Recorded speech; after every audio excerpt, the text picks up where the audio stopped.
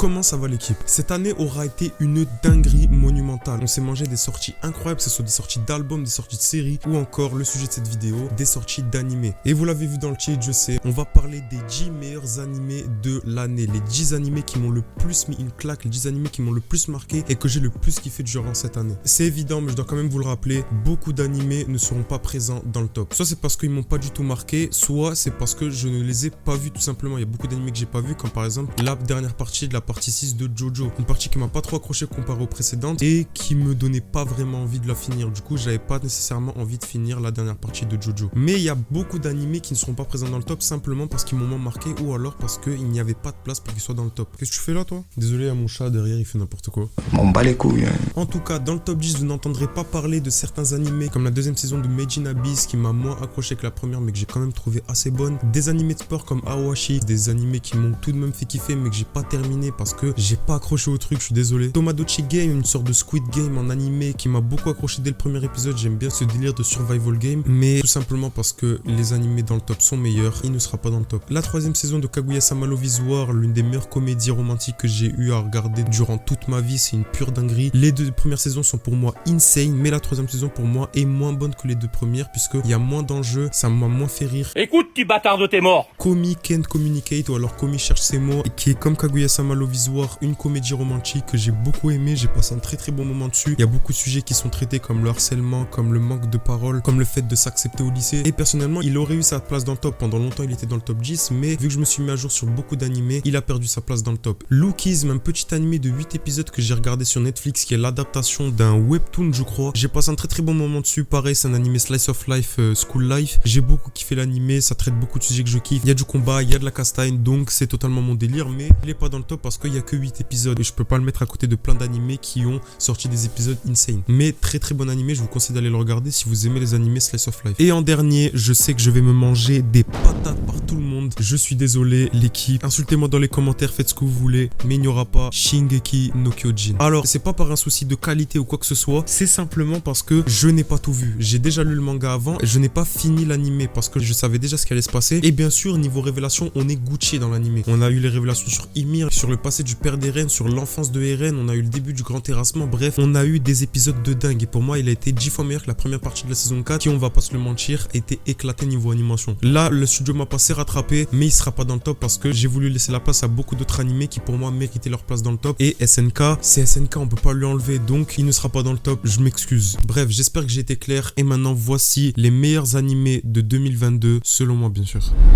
Step.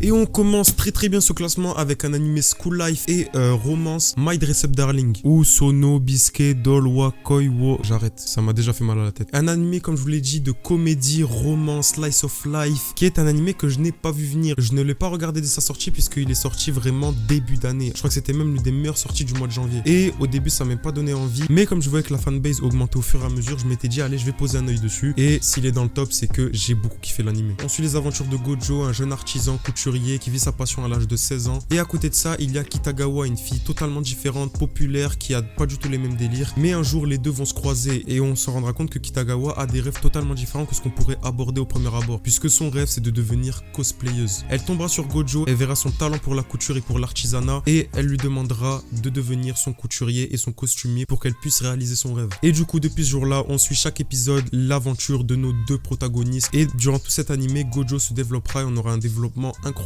du personnage. Je vais pas vous en dire plus, allez regarder l'animé et je vous le conseille vraiment parce que moi, si on m'avait dit que j'allais kiffer un animé qui parle de cosplay, franchement, j'y aurais jamais cru. Mais bon, c'est ça le pouvoir des animés. Allez regarder My Dress Up Darling, un animé produit par Cloverworks, c'est un studio d'animation dont je n'avais jamais entendu parler. Et si vous aimez les animés de ce genre, un peu ecchi parce qu'on va pas se mentir, il y a un peu de fanservice. Oh putain, gros nibard. Si vous aimez ce genre d'animé, allez posez-le sur My Dress Up Darling et il est dans le top, tout simplement.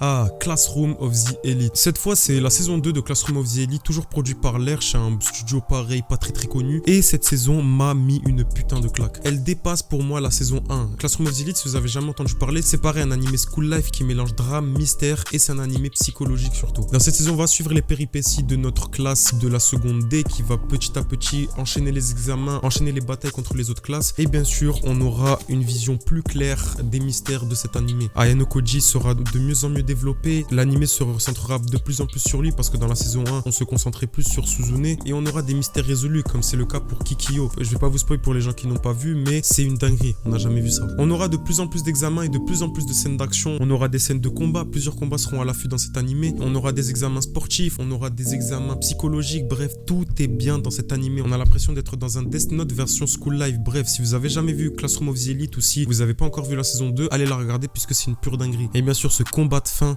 non, c'est trop une dinguerie. Allez regarder la saison 2 de Classroom of the Elite.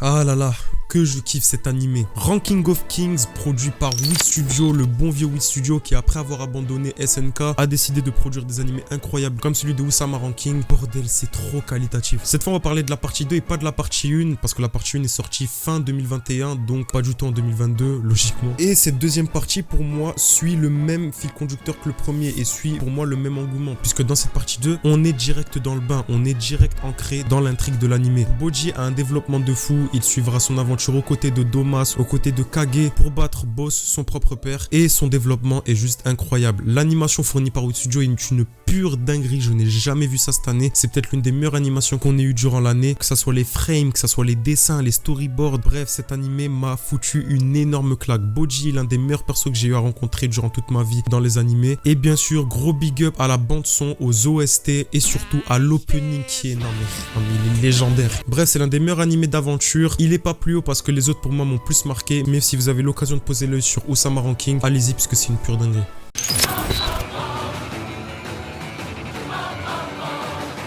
Alors, cette saison 3 de Mob Psycho, c'est sûrement la saison que j'ai le plus attendue durant l'année, puisque c'est la saison finale, la dernière saison de Mob Psycho 100. Au début, je voulais pas y croire, puisque je voulais encore suivre les aventures de Kageyama, de Mob, qui est l'un de mes persos préférés, tout animé confondu, mais cet animé est une dinguerie. Le studio Boss, encore une fois, nous a fourni un travail dantesque, un travail encore meilleur pour moi que ce qu'ils ont fourni avec la saison 6 de My Hero Academia, mais Mob Psycho saison 3 est une putain de dinguerie. Bien sûr, ils sont toujours aussi bons à chaque saison, on suit les péripéties de Mob, un personnage qui a envie de s'accepter, qui a envie de chercher qui il est et ce qu'il a envie de faire plus tard tout en ayant un pouvoir cheater sa mère. Et bien sûr à côté de lui il y aura son club de culturisme et son club de surnaturel qui vont le suivre dans ses péripéties. Son petit frère bien sûr qui est toujours aussi bon et bien sûr Reigen qui est peut-être le GOAT de cet animé. Je le kiffe Reigen. C'est pas aussi bon que la saison 2 pour moi mais cette saison 3 marque une fin incroyable de cet animé qui est juste un putain de chef-d'œuvre. On n'aurait jamais imaginé meilleur comme fin d'animé. Je vais pas vous spoil pour ceux qui n'ont pas vu mais si vous avez l'occasion de poser l'œil ou si vous avez pas encore vu cette saison 3 de Mob Psycho, allez-y. Le méchant est incroyable, des power-up de fou, des morts qui te mettent une patate dans la gueule, des développements de fou, bref, Mob Psycho est juste une dinguerie. Si vous avez l'occasion de le regarder, allez-y puisque c'est juste incroyable. Et bien sûr Mob Psycho au-dessus de One Punch Man. Hein. Wesh, non j'ai rien dit wesh.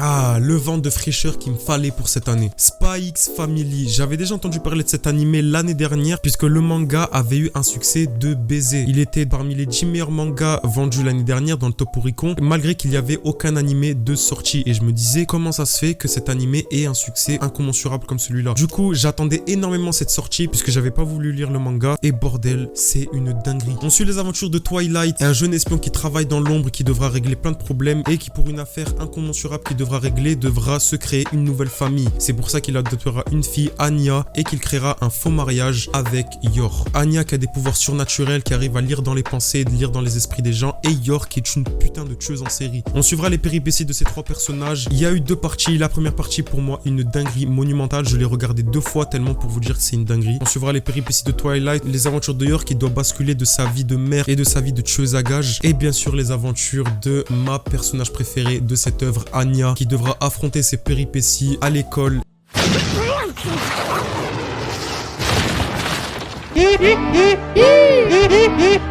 Bref, je peux pas vous en dire plus. J'ai vraiment pris mon pied durant cet animé, qui est un animé qui mélange la comédie, le supernaturel, le thriller, puisqu'on est dans la peau d'un espion et d'une tueuse à gages, et qui mélange aussi de l'action, puisqu'on a des scènes de combat vraiment magnifiques, magnifiquement bien gérées par Wit Studio et Cloverworks. Wit Studio qui nous pond vraiment des dingueries durant cette année, avec Usama Ranking notamment. Bref, j'ai pris mon pied durant cet animé. Gros big up aux deux engines qui sont pour moi grotesques, qui font partie de mes animés préférés, tout animé confondu. En tout cas, cette première saison de Spy Family est juste une pure dinguerie. Et la deuxième partie, pour moi, est bien meilleure que la première. Si vous avez l'occasion de regarder Spy Family, allez-y.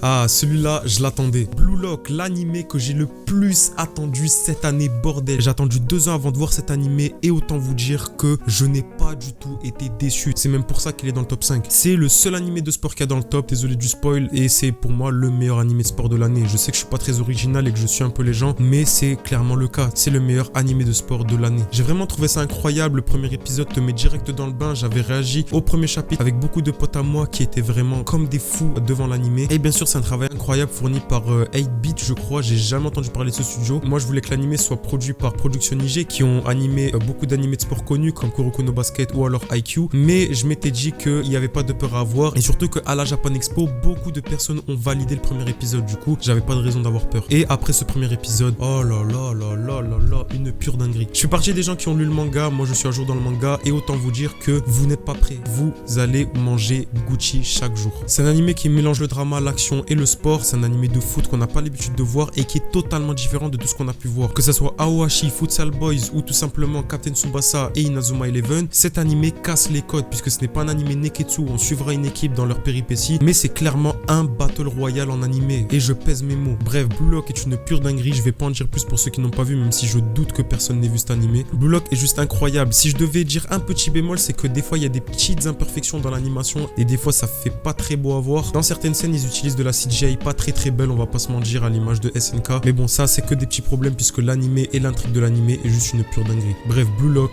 est juste incroyable. Pareil, l'une des saisons que j'ai le plus attendu cette année. Avant le mois d'octobre, tout le monde était comme des fous puisque en mois d'octobre, on a eu des sorties de dingue. On a eu MHA, on a eu Blue Lock, on a eu Chainsaw Man, on a eu Bleach. Bref, on a eu des sorties abusées d'animés. On a même eu Mob Psycho 100 pour vous dire. Et parmi ces animés, il y a eu la saison 6 de My Hero Academia qui est, je vous le dis direct, la meilleure saison de l'animé, très clairement. Bien sûr, en termes de rythme et d'animation, je pense que ma préférée c'est la 4 puisqu'on a un arc incroyable avec celui de Yakuza. Mais je pense qu'en termes d'intrigue et surtout en termes d'ambition scénaristique, cet animé m'a mis une claque. Oh, wow! C'est la suite directe du stage de Bakugo, Deku et Shoto, puisqu'on est directement dans la guerre de libération entre l'armée de libération et les héros de l'académie des héros. On a des combats partout, on a des power-up partout, que ce soit par les élèves ou encore par les héros. Par exemple Denki, Fumikage, Momo Yaoyorozu, bref, tout le monde a eu son power-up et surtout Deku qui a développé son One for All à son paroxysme. Du côté des méchants, c'est juste incroyable. Toi, c'est un perso que je kiffe de fou. Dabi, un perso qui possède un flow incroyable, mais surtout le GOAT de ce manga, Tomura Shigaraki, qui est très clairement le roi de cet animé, le roi de ce manga, et je pèse mes mots. Tomura Shigaraki qui est dans cet animé le méchant ultime, dans cette saison il est juste incroyable. Le studio Bones encore une fois fournit un travail de dingue. Le travail n'a pas été meilleur que ce qu'ils ont fourni avec Mob Psycho 100, mais je dois vous avouer que cet animé m'a totalement choqué. J'avais un peu peur au début au vu de la saison 5 qui pour moi était médiocre, mais la saison 6 a jeté mes pressentiments à la poubelle puisque j'ai totalement pris mon pied devant cet animé. La saison 6 n'est pas encore finie à l'heure où je vous parle, on est seulement à la deuxième partie et autant vous dire que là on va très bien manger. Bref, la saison 6 de My Hero Academia est en 4ème place et elle mérite sa place. Oh, ça rime. Légendaire, absolument légendaire. Le temps controversé du Big 3, c'est pas mon préféré des trois. Aux côtés de One Piece et Naruto, Bleach a fait son très grand retour. Le manga est terminé depuis longtemps, mais l'animé n'a jamais été terminé et il a fallu attendre 10 ans, bordel, avant de sortir le dernier arc de cet animé, la guerre de sang des 1000 ans. C'est toujours produit par le studio Pero, on lâche pas, le studio légendaire qui a notamment animé Naruto ou Belzebub, mais là, Bleach est juste incroyablement bon. Bleach est juste une dinguerie visuelle, que ce soit au niveau des couleurs, couleurs, que ce soit au niveau du storyboard, que ce soit au niveau de l'animation, des frames, tout est parfait dans cet animé. L'intrigue est juste hyper bien amenée, je crois que c'est l'intrigue qui m'a le plus foutu les jetons de n'importe quelle saison de Bleach et largement devant celle du Wekumundo. On suivra un méchant incroyable du nom de Iwatch qui est sûrement le personnage le plus puissant qu'on ait rencontré dans tout Bleach. Ichigo devra surpasser ses lacunes, il devra s'améliorer malgré qu'il ait une puissance de baiser. Les capitaines auront droit à leur power-up et surtout les Quincy, les méchants de cet arc sont juste remplis de flow incroyables. On a eu un travail monumental et je crois que les 10 ans d'attente que les fans ont eu ont été éparpillés puisque l'animé aura été à la hauteur de leurs attentes. C'est juste une pure dinguerie. La première partie va bientôt se terminer puisque l'animé va encore durer très longtemps. On aura le droit à plusieurs scènes légendaires, que ce soit le premier épisode avec le quatuor incroyable avec Ichigo, Uryu, Chad ou encore ma femme Orihime. Oh no, Gringue! Mais bien sûr, la scène qui aura marqué absolument tout le monde et qui aura fait dégâts sur tous les réseaux sociaux, c'est le combat Yamamoto et Iwatch, qui est une dinguerie visuelle, qui est sûrement le meilleur combat que j'ai eu à voir de toute l'année. Bleach, juste légendaire. C'est l'anime que j'attendais le plus cette année et je n'ai pas été déçu. Et c'est pour ça qu'il est dans le top 3.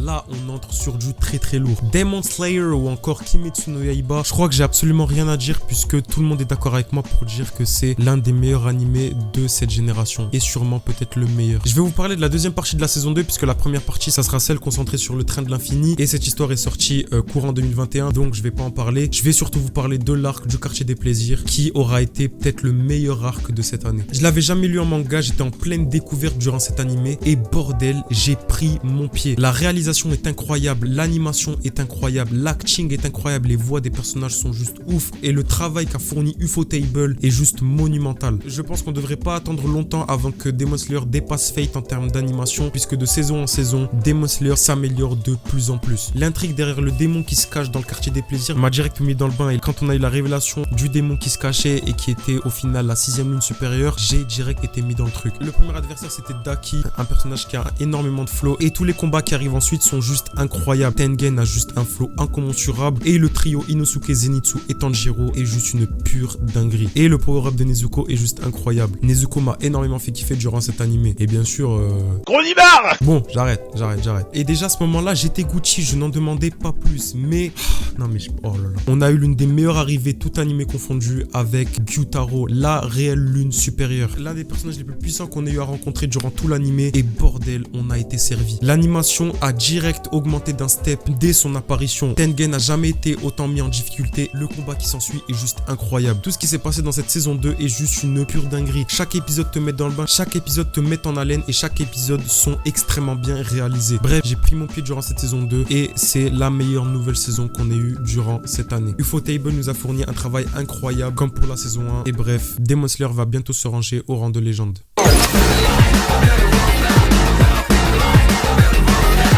Le meilleur animé de l'année. Bref, Chainsaw Man.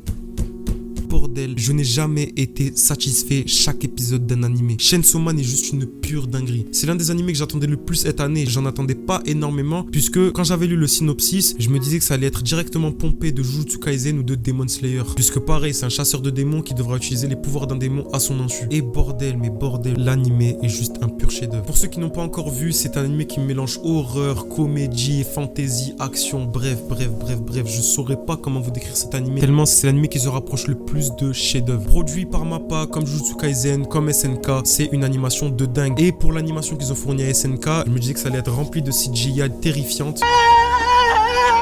Mais au final, le travail est juste dantesque. C'est pas au même rang que Jujutsu Kaisen, mais c'est une animation de dingue. On suit les aventures de notre gars Denji qui devra chasser des démons avec son gars Pochita, mais qui devra fusionner avec lui après le coup de pute d'un chasseur de démons qui lui aura mis des bâtons dans les roues. Et depuis ce jour-là, Denji devra suivre son aventure avec quelques compagnons comme Aki, Power ou alors ma femme de toujours, Makima. J'ai vraiment pris mon pied devant cet animé. Je regardais chaque semaine avec mes potes chaque épisode qui sortait et la réalisation, tout ce qu'il y a derrière, c'est une pure dinguerie. Chainsaw Man est juste incroyable. Tout dans cet animé est bien fait, que ce soit la BO qui est extrêmement bien choisie, extrêmement bien faite pour l'animé, l'opening et les engines qui sont non mais waouh. Je crois que c'est le meilleur opening que j'ai entendu cette année. Il y a beaucoup de CGI, mais c'est une CGI très bien gérée et très bien amenée, à l'image de Beastars, l'un des meilleurs animés avec une animation en CGI. L'anime a fait énormément polémique ces derniers temps puisque l'anime ne reprenait pas toutes les informations du manga. Il y a des fois des facilités scénaristiques et des fois plusieurs moments qui ont son importance dans le manga ne seront pas du tout présents dans l'anime. L'anime m'a donné envie de lire le manga et bordel, je crois que j'ai jamais autant kiffé une nouvelle licence à sa sortie. Chainsaw Man est pour moi le meilleur animé de l'année, la meilleure nouvelle licence de l'année, l'anime avec la meilleure animation de l'année. Bref, Chainsaw Man est juste une dinguerie monumentale. Et si vous n'avez pas encore posé l'œil, si vous n'avez pas encore regardé cet animé de dingue, allez le voir tout simplement. Et ben je crois qu'on a fini ce top. C'était mon top 10 des meilleurs animés de l'année. J'espère que vous l'avez kiffé, j'espère que vous avez passé un très bon moment dessus. Une demi-heure de tournage, c'est très long, mais bon, cette année aura été une pure dinguerie. Et j'ai beaucoup plus kiffé cette année que les précédentes années, puisque cette fois on a eu des sorties monumentales. On a des nouvelles licences qui pourront se ranger au rang de légende à l'avenir. Et pour ceux qui ont regardé tous les animés, je vous invite à aller lire les mangas. Ils sont incroyablement bien faits et sont parfois même 10 fois meilleurs que l'animé. Bref, cette année a été incroyable, j'ai pris mon pied et ce top on est la parfaite justification. En tout cas l'équipe, au-delà de ça, j'espère que vous avez passé une très belle année. N'hésitez pas à aller me suivre sur tous mes réseaux sociaux, que ce soit sur Snapchat, que ce soit sur Instagram, que ce soit sur mon compte TikTok où je poste plein de vidéos en rapport avec les animés, en rapport avec la pop culture. Donc si vous aimez ce genre de contenu, n'hésitez pas à y aller l'équipe. Je sais que je suis pas beaucoup actif sur YouTube, mais pour compenser ce manque d'activité, j'ai créé une chaîne Twitch. Je fais des lives tous les mercredis et tous les samedis et dimanches où je fais des réactions, je joue à des jeux vidéo, je regarde de nouvelles sorties d'animés. Bref, si vous aimez ce genre de contenu, n'hésitez pas à aller checker ma chaîne Twitch, ça me ferait extrêmement plaisir l'équipe. Bref, en tout cas, j'espère que vous avez passé une très bonne journée et une très bonne soirée. Prenez soin de vous l'équipe et je vous dis à très bientôt. Ciao.